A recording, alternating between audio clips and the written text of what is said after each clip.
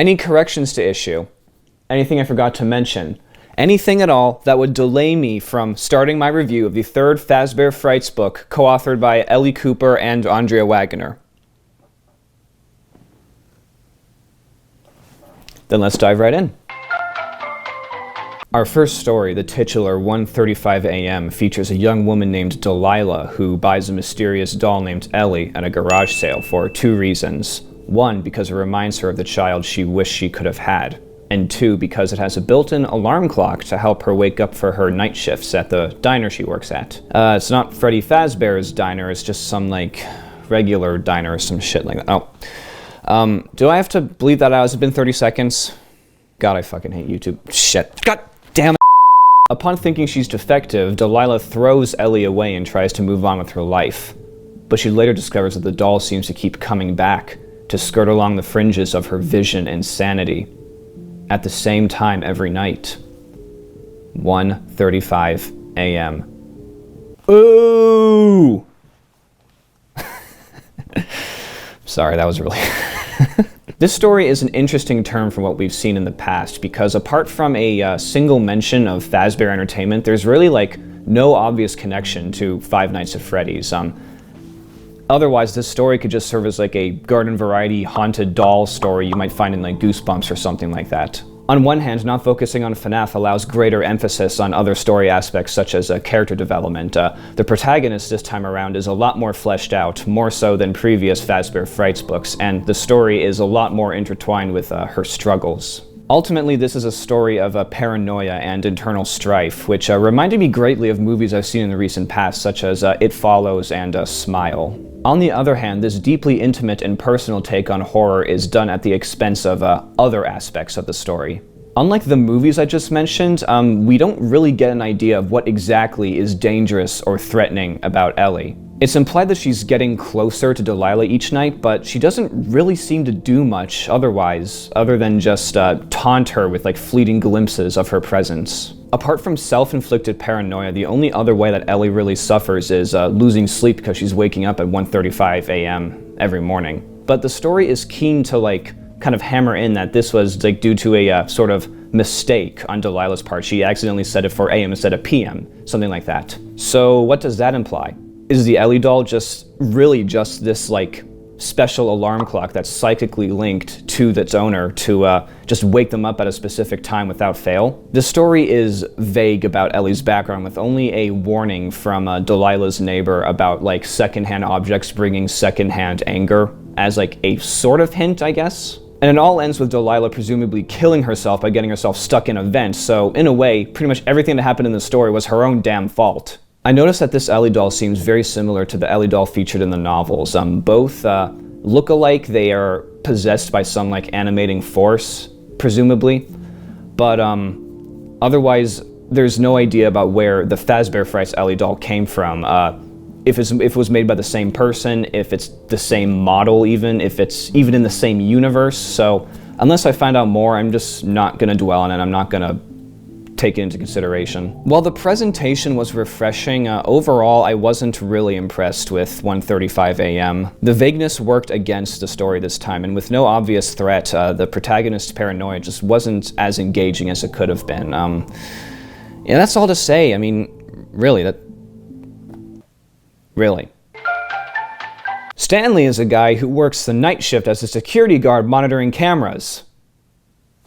Sound familiar? Yeah! But this dead-end, boring-as-hell job is spruced up a bit when Stanley discovers that mysterious figurines are appearing and disappearing on his desk. As a mysterious ailment overcomes the already lonely and depressed Stanley, he realizes to his horror that their signature phrase might have had a double meaning. Take us home with you. In some ways, Room for One More is similar to 1:35 a.m. in the sense that the protagonist's struggles are much more emphasized. However, both the actual horror element and the FNAF element are also greatly amplified. Along with Paranoia, Room for One More is the first in the series to really explore the body horror route. Now, you won't find grotesque descriptions or extreme gore in this story, but the way that physical maladies and sensations are described is really well done. I really felt for the guy when it described how the mere act of swallowing felt like there was broken glass stuck in his throat. I mean, ugh.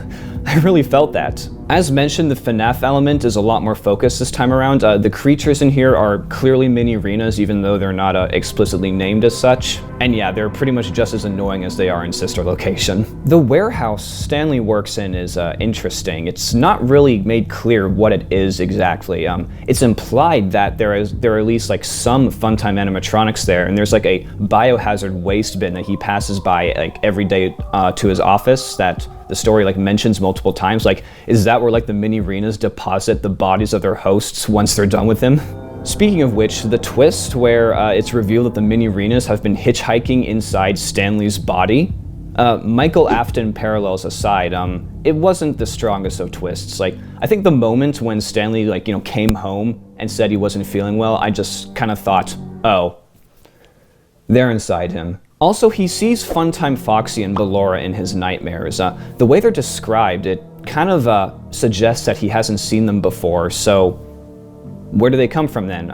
Was it like the effect of the warehouse on his mind? Did like the mini arenas like transfer the images of them into his brain when they went inside him? Their inclusion didn't really do much for me, and it kind of took me out of the pages, unfortunately. But yeah, this one was alright. A bit more interesting than 1:35 a.m. The good outweighs the not so good just barely. Not much else to say. Next. Oh no. Please, anything but this one. The New Kid stars Mick, a dweeb with a cupcake addiction, and Devin, who is a creep, a weirdo, and a simp. So you can imagine they don't fit in too well at school. But all that changes when a new kid named Kelsey arrives and he starts making friends with pretty much just about everyone, including Mick and Devin, which further complicates their social lives. And with the discovery of an abandoned Freddy Fazbear's Pizza in the woods, Devin plans to introduce some complications into Kelsey's life with some fatal consequences.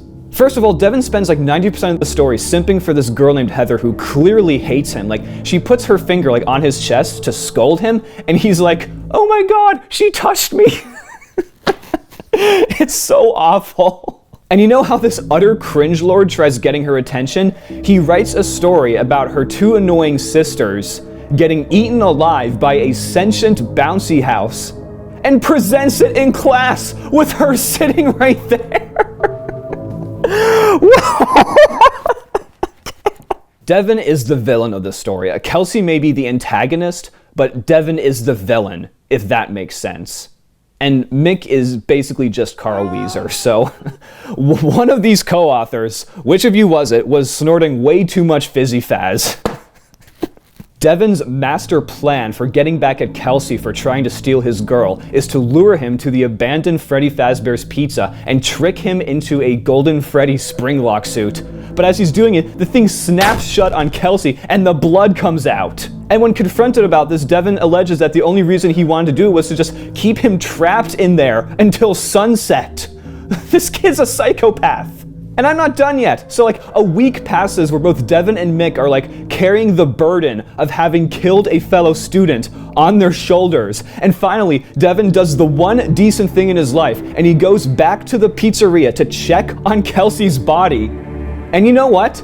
Not only does the Springlock suit catch him as well, but Kelsey isn't even in the Springlock suit. It's some other random kid. And then the Springlock suit just eats him. It just eats Devin alive. It eats... No. And at the end, it's revealed that Kelsey is some kind of like supernatural undead entity who just drifts from school to find more loser kids to fuck over.